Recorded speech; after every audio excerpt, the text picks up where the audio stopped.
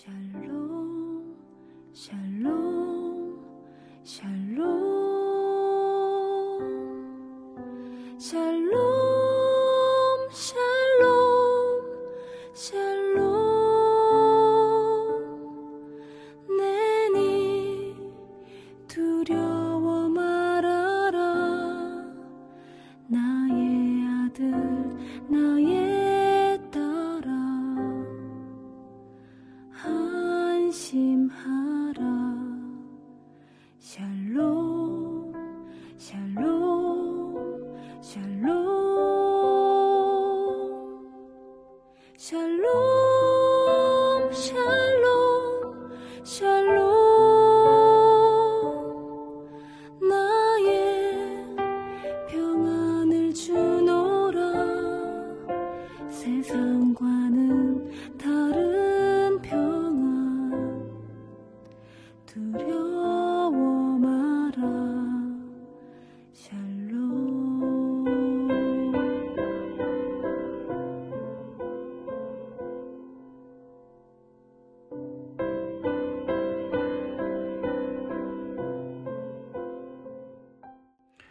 (11월 8일) 늘 푸른 새벽 예배를 하나님 앞에 올려드리겠습니다.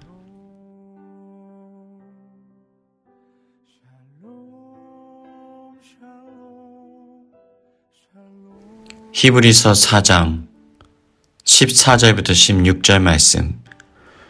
그러므로 우리에게 큰 대제사장이 계시니 승천하신 이 곧 하나님의 아들 예수시라. 우리가 믿는 도리를 굳게 잡을지어다. 우리에게 있는 대제사장은 우리의 연약함을 동정하지 못하실 리가 아니요 모든 일에 우리와 똑같이 시험을 받으신 이로되 죄는 없으시니라. 그러므로 우리는 긍휼하심을 받고 때를 따라 돕는 은혜를 얻기 위하여 은혜의 보좌 앞에 담대히 나아갈 것이니라. 아멘. 히브리서 4장의 말씀으로 함께 말씀의 은혜 나누기를 원합니다. 히브리서 기자는 우리의 신앙의 여정을 광야의 행진으로 묘사하고 있습니다. 이스라엘 백성들이 출애굽을 한 이후에 그들은 하나님의 역사를 체험하게 됩니다. 홍해를 건너고 광야에서 만나와 메추라기로 줄인 배를 채우게 됩니다. 반석에서 물을 내쉬고 구름기둥과 불기둥으로 그들을 친히 돌보아 주셨습니다. 그런데 어찌된 일인지 그들은 약속의 땅에 들어가지 못하게 되었습니다. 왜 이런 일이 있었던 것일까요? 하나님의 능력이 부족했기 때문이 아니라 도리어 그들의 마음이 강팍하고 불순종했기 때문이었습니다. 히브리서 3장은 이렇게 말합니다. 오늘 너희가 그의 음성을 듣거든 너희 마음을 강팍하게 하지 말라. 그러니까 이스라엘 백성들은 하나님의 역사를 보고 하나님의 말씀을 들었지만 그들은 믿지 않고 순종하지 않았습니다. 그들의 귀는 열려 있었지만 마음은 닫혀 있었던 것입니다. 그래서 히브리서 기자는 이스라엘의 실패를 거울로 삼아 이렇게 말하고 있습니다. 4장 1절. 그러므로 우리는 두려워할지니 그의 안식에 들어갈 약속이 남아있을지라도 너희 중에는 혹 이르지 못할 자가 있을까 함이라. 히브리서 기자는 이렇게 말하고 있는 것입니다. 믿음으로 순종하는 자는 안식에 들어가지만 불순종으로 완고한 자는 약속 앞에 멈추어 설 수밖에 없다라는 것입니다. 약속을 누릴 수 없다라는 것을 분명히 말하고 있습니다. 사랑 여러분, 하나님께서는 우리를 약속의 땅으로 초대하고 계십니다. 말씀을 통하여 우리를 인도하고 계십니다. 출애굽했던 이스라엘도 마찬가지였습니다. 이들은 약속의 땅 가나안에서 참된 안식을 누릴 수 있게 되었습니다.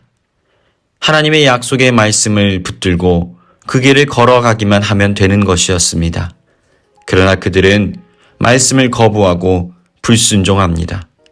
마음이 강박하여 하나님의 뜻대로 행하지 못합니다. 결국 그들은 강박함으로 약속의 땅에 들어가지 못하고 안식을 누리지 못하게 되었던 것입니다. 성경은 말씀합니다. 7절 오늘 너희가 그의 음성을 듣거든 마음을 강팍하게 하지 말라. 여기서 중요한 단어는 오늘입니다. 어제의 믿음으로 오늘의 광야를 건널 수 없습니다. 하나님의 말씀은 우리 가운데 매일의 순종을 요구하고 계십니다. 사랑 여러분, 하나님께서는 오늘도 우리에게 말씀하십니다. 그분을 따를 때 역사는 일어날 것입니다. 계속해서 히브리서 기자는 질문합니다. 3장 17절. 또 하나님이 40년 동안 누구에게 노하셨느냐? 그들의 시차가 광야에 엎드러진 범죄한 자들에게가 아니냐? 그들은 하나님의 능력을 보았지만 믿지 않았습니다. 기적이 믿음을 만드는 것이 아니라 믿음이 기적을 해석해야 했는데 그들은 기적의 현장 속에서도 하나님을 믿지 않았습니다. 도리어 의심합니다. 결국 그들은 하나님이 내 안식에 들어오지 못하리라 말씀하시는 음성을 듣게 됩니다. 여러분, 이것이 바로 불순종의 대가입니다. 하나님께서 예비하신 안식은 믿음으로 순종하는 자들에게만 누릴 수 있는 특권이 됩니다. 오늘 이 자리에서 우리는 하나님을 믿게 될 때 안식을 얻게 되어집니다. 그렇다면 우리는 어떠한 삶을 살아가야 될까요? 하나님의 말씀을 사모하고 성경을 가까이 해야 합니다. 4장 12절. 하나님의 말씀은 살아있고 활력이 있어 좌우의 날선 어떤 검보다도 예리하여 혼과 영과 및 관절과 골수를 찔러 쪼개기까지 하며 또 마음의 생각과 뜻을 판단하나니. 하나님의 말씀은 평온한 잠이 아니라 안식으로 들어가기 위한 외과 수술입니다. 우리의 영혼 깊은 곳에 죄를 드러내고 상처를 열어 치료하십니다.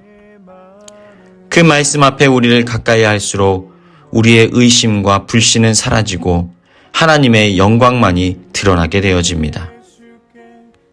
그리고 우리는 우리의 대제사장 되신 예수 그리스도를 따라야 합니다. 14절.